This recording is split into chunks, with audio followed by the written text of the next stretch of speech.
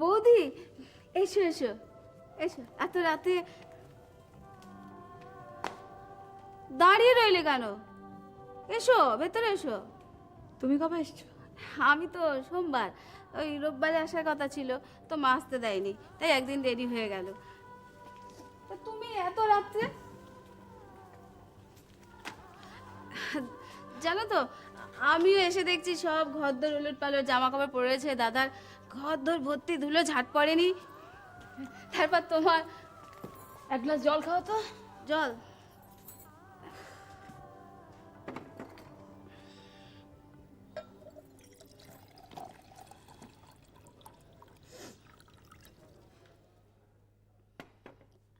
এনো।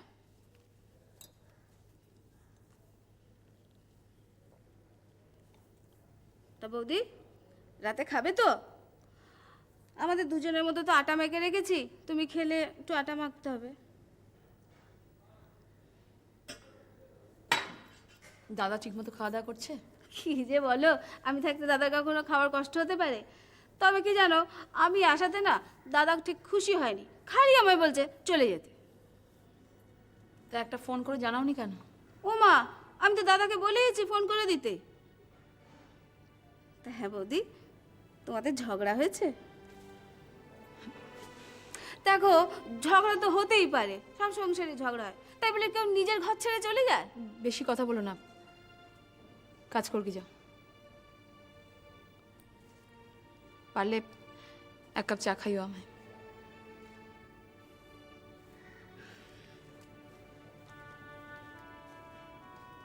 কষ্টটা শুধু একা দাদার হলো,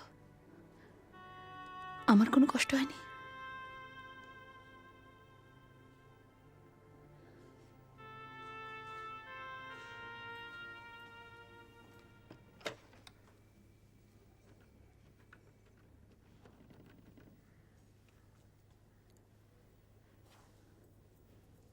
হ্যালো মা, তিতির কিছু জিজ্ঞেস করেনি তো? শোনো, ওকে কিছু একটা বলে দিও। হ্যাঁ, আমি যে এখানে এসেছি একদম বলো না কিন্তু। হ্যাঁ, না, আমি আমি কালকে সকালে গিয়ে ওকে নিয়ে আসবো। না, ও আসেনি এখনো। দেখি। না, ঠিক আছে, আমি রাখছি।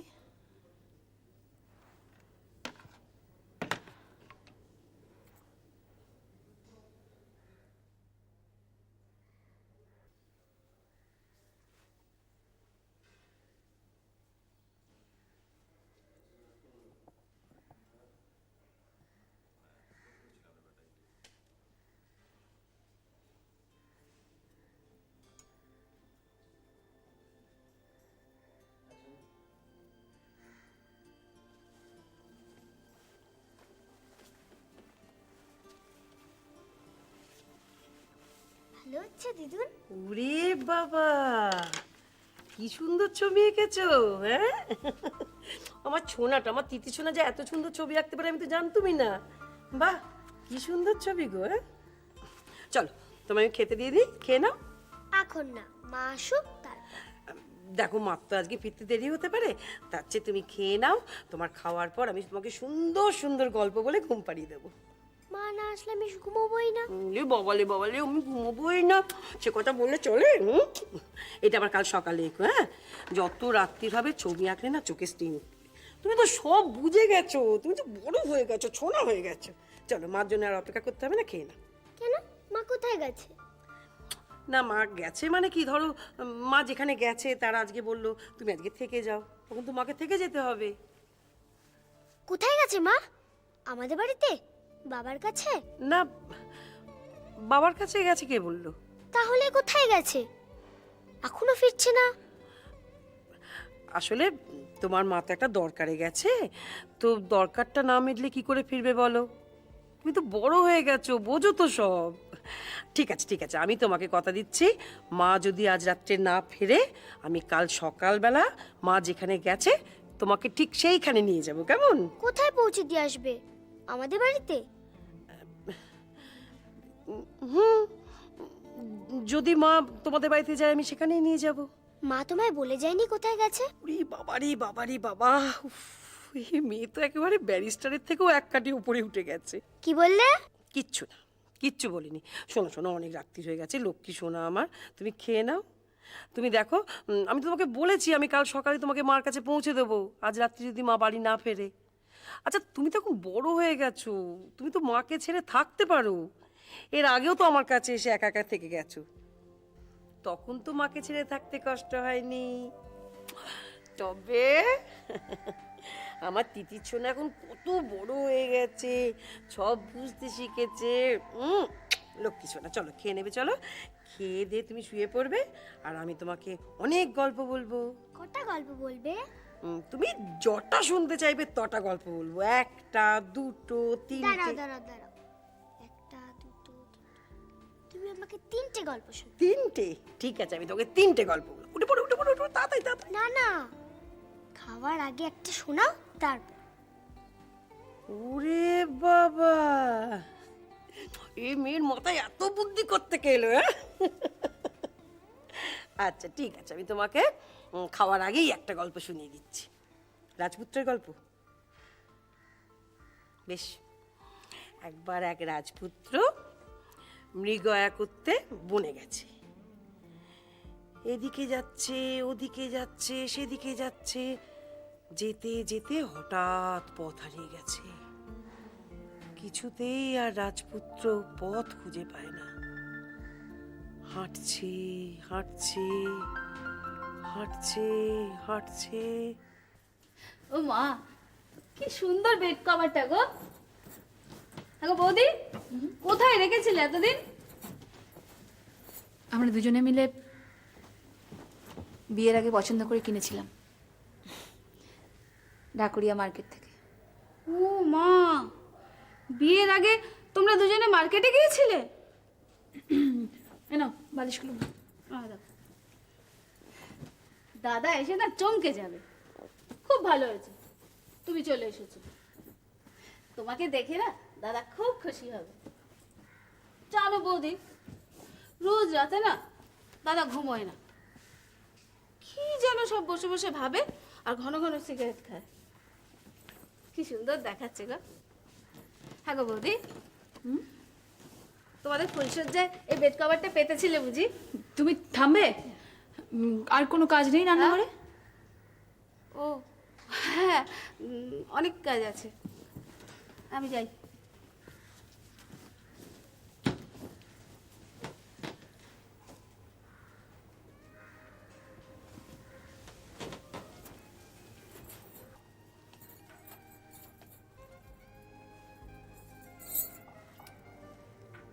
বোকামি, নিজের বাড়ি ছেড়ে কেউ চলে যায়?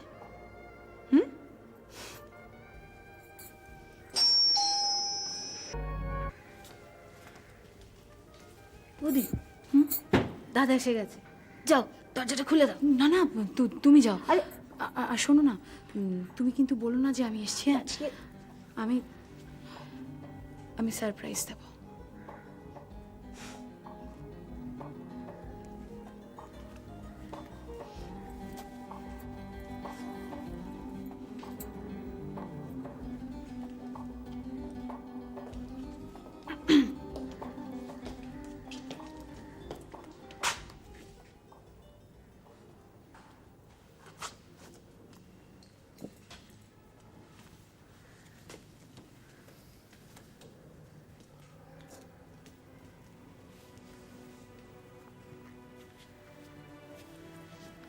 আমি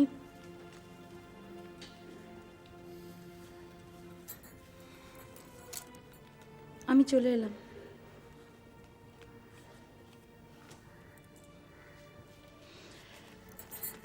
কফি বানাই তোমার জন্য? না, দরকার নেই।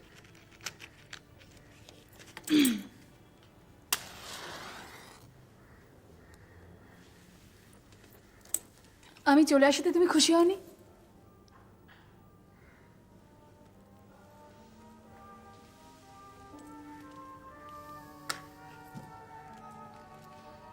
এই বাড়িতে আমার যতটা অধিকার, তোমারও ঠিক ততটাই। খুশি অখুশির প্রশ্ন তো আসছে না।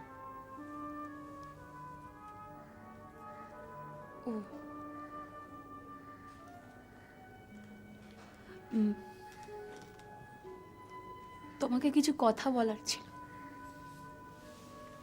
বলো। বলছিলাম কি, আমরা যদি কদিনের জন্য ছুটি নিয়ে কোথাও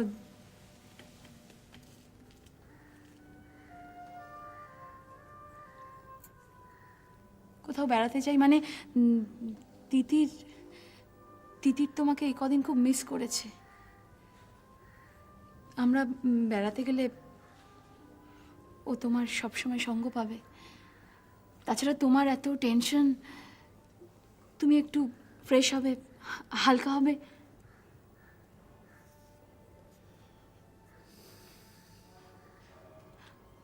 মা এসে তিতিরকে কাল দিয়ে যাবে, জানো? ওর তো সামনেই ছুটি পড়ে যাচ্ছে না, কোনো অসুবিধা নেই।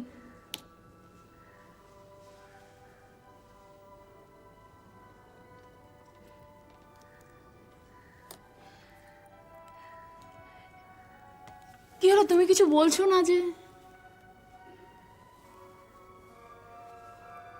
এখন আমার পক্ষে কোথাও যাওয়া সম্ভব নয়। কেন, হসপিটাল থেকে কদিনের ছুটি নিলে কি হয়?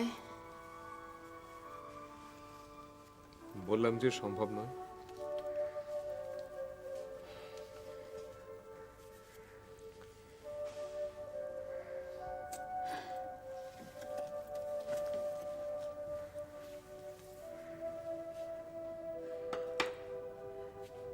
সমীরণবাবু তো কেসটা তুলেই নিয়েছেন, তোমাকে তো আর জবাবদিহি করতে হবে না।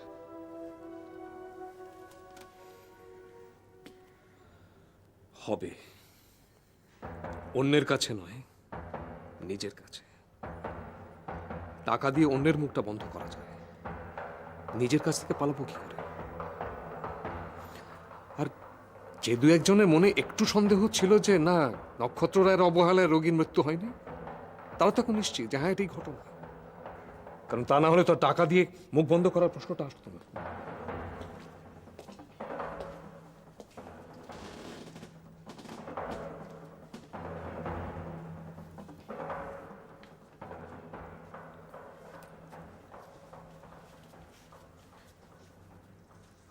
তুমি চেঞ্জ করবে তো?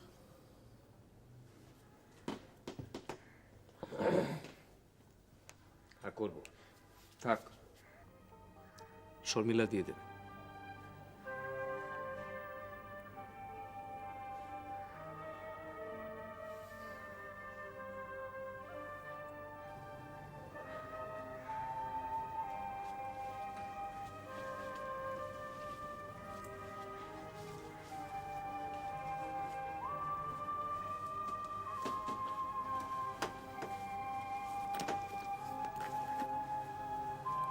আমি চলে যাচ্ছি।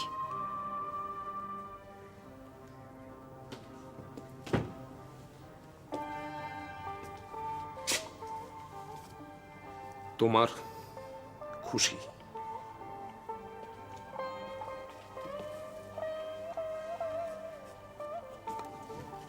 আমি আবাহনও করিনি, বিসর্জনও দিচ্ছি না।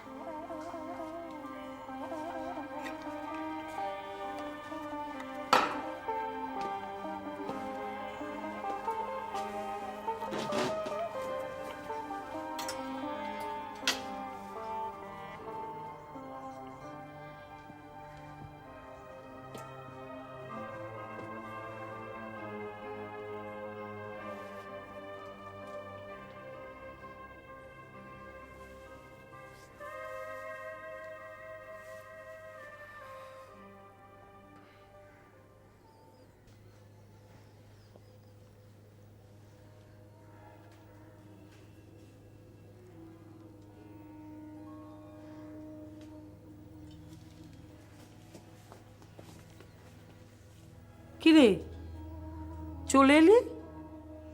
এই তো টেলিফোনে বললি আজ রাত্রে ফিরবি না। নক্ষত্রের সঙ্গে দেখা হয়নি? তাহলে মা, বল। অনেক চেষ্টা করেও বোঝাতে পারলাম না। পারবি না আমি জানতুম, সেই জন্য আমি বারবার করে যেতে বারণ করেছিলাম। আমার কথা শুনলি না তো। উফ, মানুষের গু যে মানুষকে কোন সর্বনাশের পথে নিয়ে যায় আমি টেলিফোনে কথা বলার সময় বুঝতে পেরেছিলাম। যা গো ধরে বসে আছে না, কারো কথা শোনার নয়। যাগে, চ চ চ ভেতরে চ। ওই দেখো,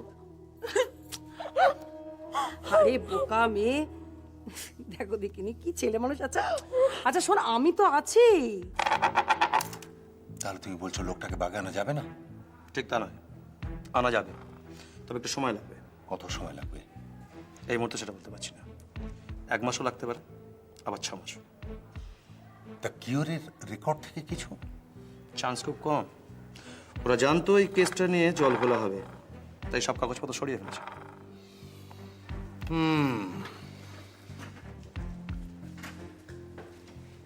তাহলে তুমি বলছো যে এই লোকটাই আমাদের একমাত্র ভরসা? কি যেন নাম বললে? সুধর্ণ দত্ত। তার সঙ্গে কথা বলে কি বুঝলে? খুব বেশি চালাক নয়, আমার বেশি সময় লাগারও কথা নয়, কিন্তু কিন্তু কি? কেউ আছে ওর পেছনে যার ওকে ছাড়বে না। এই লোকটা কিন্তু আমার চাই, সেই জন্যই তো আমি একটু সময় নিচ্ছি। কিন্তু দেরি হয়ে যাবে না? কিচ্ছু করার নেই, লোকটা ভয়ে কাবু হয়ে আছে, এত সহজে কিছু স্বীকার করবে না। আমাকে অন্য কায়দা করতে হবে। কি কায়দা? ধীরে ধীরে ওর মনটাকে দুর্বল করে যাওয়া, ওর মধ্যবিত্ত মূল্যবোধটাকে আঘাত করে যাওয়া। তারপর একদিন দেখবেন সব স্বীকার করে নেবে। যদি না করে? তখন তো আমার দ্বিতীয় অস্ত্রটা আছেই। তাহলে তুমি বলছো যে এই লোকটাই? ঠিক আছে, তুমি তোমার কাজ করে যাও, যত তাড়াতাড়ি পারো কাজটা করে ফেলো। ওকে ওকে, এখন তুমি যেতে পারো।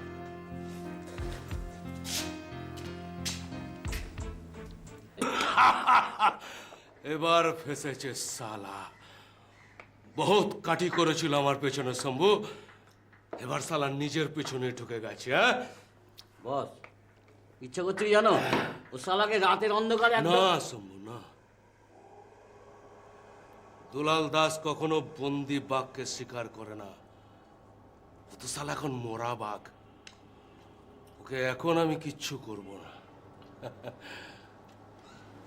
আর তাছাড়া শর্মিলাকে আমি কথা দিয়েছি, ওকে আমি কিচ্ছু করব না।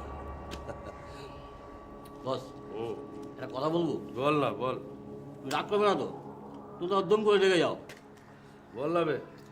বুঝলাম কি যে তুমি যে আমি ঘরে আছো, আছো ভালো আছো, খাও দাও, ফুর্তি করো, মস্তি করো, গান শোনো, সব কিছু করো বস। কিন্তু বস, ওই মেয়েটাকে ঘরে চুপ সালা চুপ। আবে ওকে আমি বিয়ে করব, আমার স্ত্রী হিসেবে তাকে পজিশন দেবো, বুঝলি? শুধু একবার একবার আমাকে বারাসাত যেতে হবে, একবার। শোন শম্ভু, আর কি হলো? তোকে আমাকে একটা কাজ করে দিতে হবে। কে বলো? তোকে বারাসাত যেতে হবে একবার। বারাসাত? ওখান থেকে কিছু ইনফরমেশন এনে দিতে হবে। রতা এবং তার দলবল রাত্রে কোথায় শেল্টার নিচ্ছে, এই খবরটা শুধু আমার চাই।